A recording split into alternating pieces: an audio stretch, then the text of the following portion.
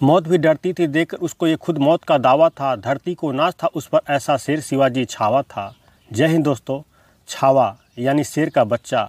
शेर के खून में कभी समझौता नहीं होता। संभाजी महाराज शेर से लड़ते थे, जिनके दहाड़ने भर से दुश्मन कांप उठता था, जिनकी तलवार को देखकर दुश्मन रणभूमि छोड़कर भाग खड़ा होता था। आपको जानकर हैरानी होगी, संभाजी महाराज को तोड़ने के लिए, उनको इस्लाम धर्म कबूल करवाने के लिए औरंगजेब ने यातना देने की सारी सीमाएं पार कर दिया था। उनके नाखून को एक एक करके उखड़वा दिया था, उनके उंगलियों को कटवा दिया था, उनके आंखों में गर्म लोहे की सरिया डाल दिया था, उनके जुबान को खींच लिया था, उनके जख्मों पर नमक रगड़ दिया था, उनके शरीर के चमड़ी को छील दिया था, उनके शरीर को बोटी बोटी काट दिया था, उनकी इंसल्ट कराने के लिए पूरा शहर घुमाया, उनको पत्थरों से मरवाया गया, लेकिन छावा टूटा नहीं। उसने ऊँह तक नहीं किया, अपने मुंह से ये नहीं बोला मुझे छोड़ दो, मुझे जाने दो। औरंगजेब ने छावा को दर्द देने की सारी सीमाएं पार कर दिया था, यानी संभाजी महाराज को हर तरीके से दर्द दिया, लेकिन उनको कभी हरा नहीं पाया। औरंगजेब संभाजी से कहता तुम इस्लाम कबूल कर लो, तुम्हारी जान बच जाएगी। तो संभाजी कहते हैं औरंगजेब तुम मराठों में शामिल हो जाओ, तुम्हें अपना धर्म भी नहीं बदलना पड़ेगा। शेर के बच्चे को छावा कहा जाता है क्योंकि छत्रपति शिवाजी को शेर कहा जाता था, इसलिए संभाजी को छावा कहा जाता है। और इसी छावा पर एक किताब आई और उसके बाद एक फिल्म बनी जिसका नाम है छावा।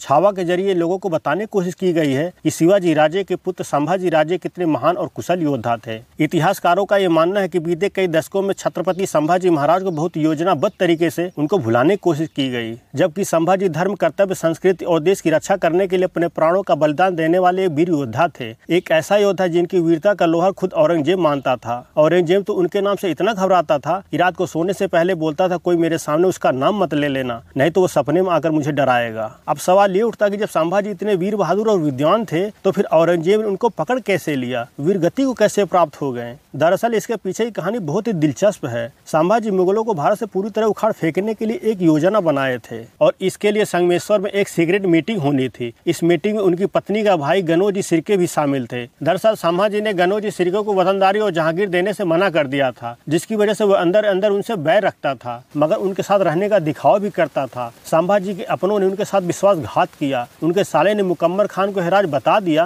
कि संभाजी संगमेश्वर में है। संभाजी राजे ने अपनी मीटिंग में जिन गुप्त रास्तों के बारे में बताया था वो रास्ते केवल मराठों को ही मालूम था, लेकिन उनके साले ने उन रास्तों के बारे में सब कुछ बता दिया। संभाजी को मालूम नहीं था कि उनकी योजना का पता मुगलों को लग गया है, इसलिए अपनी सेना को रायगढ़ भेज दिया और सिर्फ 100 लोगों के साथ वहां से निकलने की तैयारी कर रहे थे। जब वहां से निकल रहे थे तभी मुगलों की 5000 सेना ने उन्हें घेर लिया और धोखे से बंदी बना लिया। संभाजी अकेले मुगलों की 5000 सेना के ऊपर भारी पड़ रहे थे, लेकिन इनको धोखे से मोटी मोटी लोहे की जंजीरों में जकड़ लिया गया, तब इनको काबू किया जा सका। इतिहास में कई वीर योद्धा हुए, लेकिन इनमें से एक थे संभाजी, जिनकी साहस, बुद्धिमानी और बलिदान जो आने वाली पीढ़ियों को प्रेरणा के रूप में जानी जाती रहेगी। संभाजी की 60 किलो की तलवार थी। जिस उम्र में बच्चे पढ़ना शुरू करते हैं उस उम्र में इन्होंने कई ग्रंथ लिख डाले। सिर्फ 13 साल की उम्र में 13 भाषाएं सीख चुके थे। 16 साल की उम्र में पहला युद्ध रामनगर का जीता। बात है आज से 374 साल पहले की। एक 6 साल का बच्चा अपने पिता के साथ जंगल के रास्ते जा रहा था। उस बच्चे के पिता बहुत बड़े छत्रपति राजा थे, कोई अनहोनी ना हो इसलिए साथ में बहुत सारे सैनिक चल रहे थे। तभी अचानक उन्हीं जंगलों के बीच एक खूंखार शेर उन सबके सामने आ गया। पूरे माहौल में गर्मा गर्मी मच गई। तभी तुरंत महाराज और उसके सैनिकों की तलवारें म्यान से बाहर आ गईं। शेर इनकी तरफ देखता और सबकी निगाहें शेर की तरफ। लेकिन ताज्जुब की बात यह है कि शेर को देखकर उस 6 साल के बच्चे ने अपने पिता से बोला, पिताजी डरने की कोई जरूरत नहीं है, ये शेर भी हमारी तरह जंगल का राजा है। उस बच्चे के पिता उसकी निडरता को देखकर दंग भी हो रहे थे और मंद मंद मुस्कुरा भी रहे थे।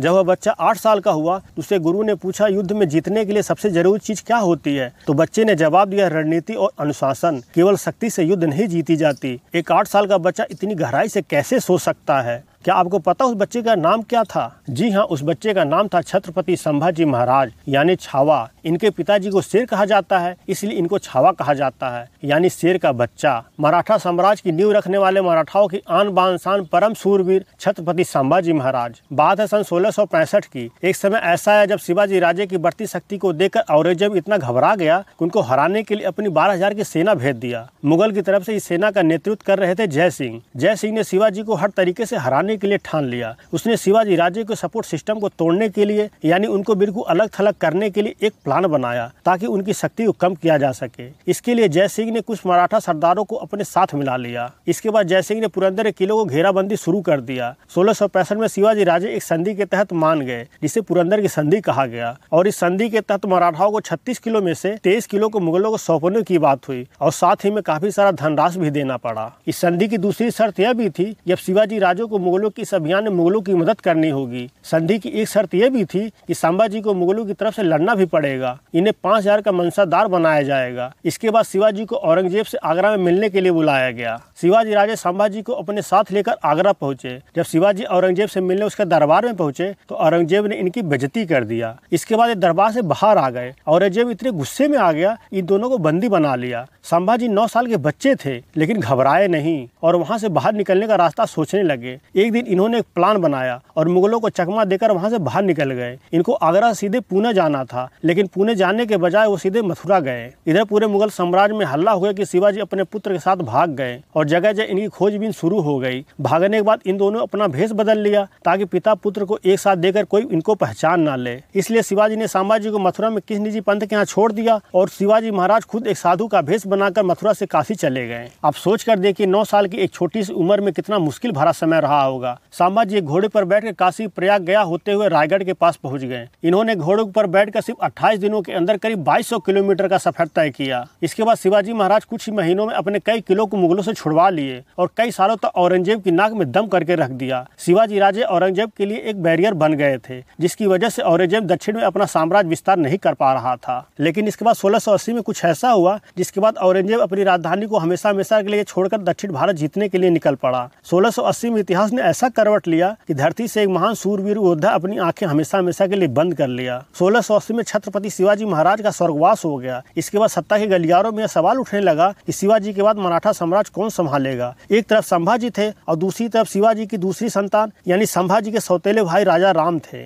पूरे दरबार में एक ग्रुप ऐसा था जो संभाजी को सपोर्ट करता था और दूसरा ग्रुप राजा राम को मराठा साम्राज्य की गद्दी पर बिठाना चाहता था। जब मराठा की गद्दी खाली हो गई तो संभाजी की सौतेली मां ने कई मराठा मंत्रियों और दरबारियों से समर्थन मांगा ताकि वो अपने 10 साल के बेटे राजा राम को गद्दी पर बिठा सके। 3 अप्रैल 1680 को शिवाजी महाराज की मौत हुई थी और 21 अप्रैल 1680 को राजा राम को सिंहासन पर बिठा दिया गया। लेकिन जैसे इसकी खबर संभाजी को मिली वो तुरंत रायगढ़ के किले पर चढ़ाई कर दिए और अपनी सौतेली मां को कैद कर लिए। इस तरह संभाजी ने अपनी वीरता और योग्यता का परिचय दिया और खुद को योग्य साबित किया और बता दिया कि वही बनेंगे मराठा साम्राज्य के दूसरे छत्रपति। 20 जुलाई 1680 को मराठा सिंहासन पर विराजमान हो गए। लेकिन ये वो समय था जब सिंहासन फूलों की जगह कांटों से भरा हुआ था। खास तौर पर शिवाजी महाराज के जाने के बाद मराठा साम्राज्य के लिए यह समय बहुत ही कठिन होने वाला था, खास करके संभाजी के लिए, क्योंकि अब दक्षिण की तरफ से बढ़ता हुआ आ रहा था क्रूरता से भरा आलमगीर औरंगजेब। संभाजी को यूं ही छावा नहीं कहते, इसके लिए इन्हें अपने दुश्मनों के खून से अपनी तलवार को अभिषेक करना पड़ा था। जब इनकी 60 किलो की तलवार दुश्मन के ऊपर पड़ती थी तो उठता नहीं था, वो हमेशा के लिए उठ जाता था। संभाजी अपने जीवन काल में 120 लड़ाइयाँ लड़े लेकिन एक भी नहीं हारे। औरंगजेब इनको जीतने का सपना देखता ही रह गया लेकिन इनको कभी जीत नहीं पाया और 32 साल की उम्र में इन्होंने हमेशा हमेशा के लिए अपनी आंखें बंद कर ली।